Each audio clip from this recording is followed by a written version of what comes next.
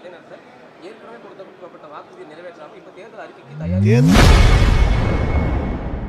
விளங்கும். அதிமுகவும் சரி பாஜகவும் சரி எதிர்கட்சியை பொறுத்த வரைக்கும் திமுக கடந்த 2021ஆம் ஆண்டு தேர்தலின் போது அளிக்கப்பட்ட வாக்குறுதிகளில் 470 வாக்குறுதிகள் நிறைவேற்றல அப்படின்னு சொல்லி ஒரு முக்கியமான குற்றச்சாட்டு வச்சிருக்காங்க. அதே நேரத்தில் ஏற்கனவே கொடுக்கப்பட்ட வாக்குறுதியை நிறைவேற்றாமல் இப்போ தேர்தல் அறிக்கைக்கு தயார் 10 ஆண்டு காலம் மத்தியிலும் மாநிலத்திலும் ஆளக்கூடிய கட்சிகள் இந்த வாக்குறுதிகளை செய்திருப்பார்களா என்பதை அவர் மனசாட்சிக்கே தெரியும். 60 வயதை கடந்தவர்களுக்கு இலவச பயணம் உண்டு என்று அதிமுக அரசு சொன்னது, கடைசி வரை செய்யவில்லை.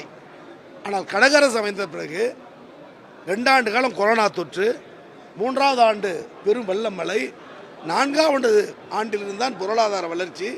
2 ஆண்டுகளில் இவ்வளவு பொருளாதார வளர்ச்சியை உருவாக்கி இந்தியாவில் இருக்கிற மாநிலங்களில் இன்றைக்கு வளர்ச்சியடைந்த பொருளாதார வளர்ச்சியடைந்த மாநிலமாக முதலிடத்தை உயர்த்தி இருப்பதை ஒன்றிய அரசு தந்திருக்கிற புள்ளி வரவுகள்.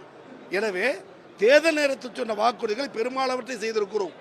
ஒன்றிய அரசு தொடர்புடைய அறிக்கைகள், கோரிக்கைகள், தேர்தல் அறிக்கைகள் இருந்தால் அவைகள் ஒன்றிய அரசு தான் காரணம் தவிர கழக அரசு அல்ல, திமுக அரசு அல்ல. ஆனாலும் நாடாளுமன்றத்தில் குரல் கொடுத்து அந்த குறைகளை போக்கி எதிர்காலத்தில் அனைத்து கோரிக்கையும் வென்றெடுக்க கழக அரசும் தமிழக முதலமைச்சரும் துணை நிற்பார். நன்றி. போதும். பாலிடிக்ஸ் வேணாம், பாலிடிக்ஸ் வேணாம்.